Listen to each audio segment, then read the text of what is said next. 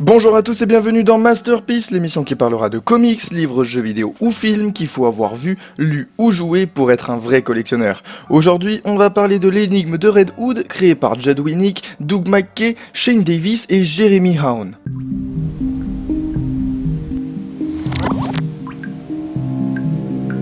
Il y a quelques années, Batman subit sa plus terrible défaite, lorsque le Joker tua le second Robin, Jason Todd, à coups de pied de biche. Mais ce souvenir douloureux est ravivé lorsqu'un nouveau justicier débarque instaurant l'effroi à Gotham.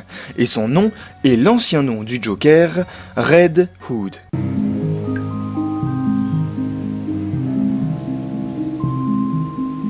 Les dessins sont plutôt beaux, parfois cela manque un peu de détails dans l'environnement ou même dans les personnages par exemple. Sur Onyx ou Talia, il n'y a pas vraiment de sensualité mise en avant, et je trouve ça un peu dommage. Et sur Ra's al Ghul ou même certains autres, je trouve que les expressions sont comme absents. Du coup ça donne une impression de... Ouais bon, ils sont comme ça. En fait, il n'y a pas de réelle attache, mais il y a beaucoup plus moche et je trouve que les 4 dessinateurs se sont bien débrouillés sur l'atmosphère qui est constamment pesante et très bien retranscrite.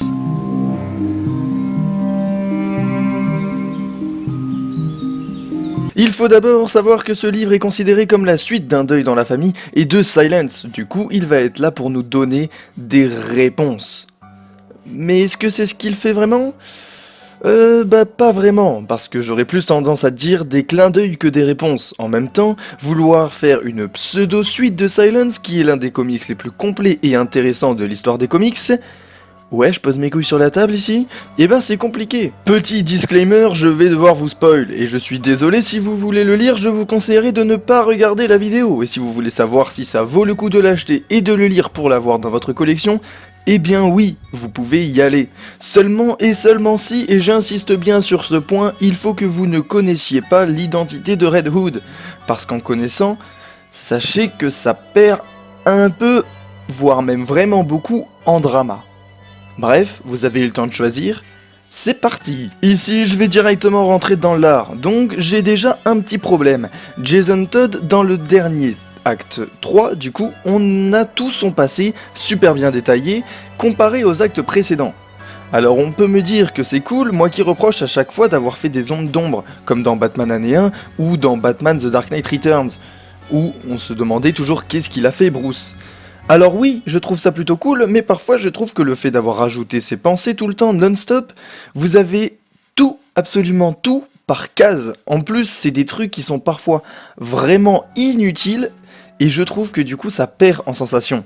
Après, les missions que Jason fait sont d'actualité, et ça, à vrai dire, j'adore. Ensuite, le fait que les actes 1 et 2 soient moins détaillés que le troisième est problématique, seulement si on le lit dans le sens du comics, parce qu'en réalité, le livre, il faut le lire d'abord l'acte 3 et ensuite acte 1 et 2. Alors on peut se dire que ça me prend par surprise, mais le problème c'est que la première lecture elle fut vraiment très étrange, parce qu'il y a 2 rebonds en arrière qui font perdre un peu son sens. Le sens, on peut le récupérer à la fin, mais c'est même là où je le reprocherai, c'est que quand je l'ai fini, j'avais l'impression que tout n'était pas prévu depuis le début, mais qu'à la fin ils se sont dit les gars, il faut qu'on les relie là, parce que on lit le background de Jason Todd et parfois on se demande où est réellement le lien. Après, ce qu'ils ont réussi, les références aux anciens comics qui sont toujours plaisants. Alors je sais que normalement c'est pour faire une suite, mais vraiment je vous jure que même si vous n'avez pas les refs, vous pouvez comprendre. Donc pour moi ça reste une histoire reliée, mais pas vraiment une suite à proprement parler. Mais une suite ou pas, on s'en fout. Les refs sont vraiment bien utilisés et s'ancrent parfaitement à l'histoire, sans pour autant vous dire « Eh les gars, vous voyez là ? C'est une référence !» Et surtout, ce qui m'a fait énormément plaisir, c'est de voir que la scène alternative où Jason Todd est censé être en vie est mise en avant, et elle arrive tellement bien que c'est une surprise et un plaisir. Continuons, ce qui est cool aussi, c'est surtout qu'on comprend Jason Todd et ses actes, son comportement, mais surtout qu'il n'a jamais oublié Bruce, parce que durant tout son passé, toutes ses actions, Jason fait toujours avec ce qu'il a appris de Bruce et non des Al Ghul. C'est un homme solitaire, c'est devenu un Batman bis, et non un Robin. Red Hood est un Batman. C'est ce qui donne une saveur tellement triste à la fin. Je vais finir par ce qui est pour moi le plus étrange. C'est déjà les héros qui pour moi sont là en caméo, du genre bonjour, au revoir et c'est tout. Du coup c'est vraiment pas fou et en plus certains persos ne sont même pas charismatiques. Du coup il n'y a pas vraiment de profondeur dans le récit et pas vraiment de waouh il est badass. Et enfin Talia, quel est son but? Elle dit amour, mais de qui? Jason? Bruce? Après, elle garde un œil sur Jason, elle parle, l'aide, essaie de le comprendre en ne faisant rien contre lui, ou quelques pages avant, elle dit que son père avait raison et qu'elle a lâché un fléau sur la ville. Bah du coup, pourquoi tu le laisses? Alors, est-ce qu'on peut dire que c'est quand même une masterpiece? Eh bien, je dirais que oui, il faut le lire et il faut l'avoir, parce que cela vous permettra tellement d'apprécier ou de détester, comme moi, l'histoire et tout le background de Redwood et du Chevalier Noir, sans oublier bien sûr que c'est une pièce maîtresse de l'histoire de la Bat Family. Avant de finir, Jason Todd est mort à cause de vous. Oui, parce qu'à l'époque, un numéro de téléphone avait été mis en place et vous pouviez voter pour la mort ou la vie de Jason. Et à quelques votes près, la mort fut choisie. Quoi? Vous étiez pas né?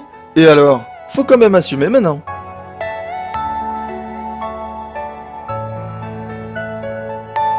Are you all my personal dreams?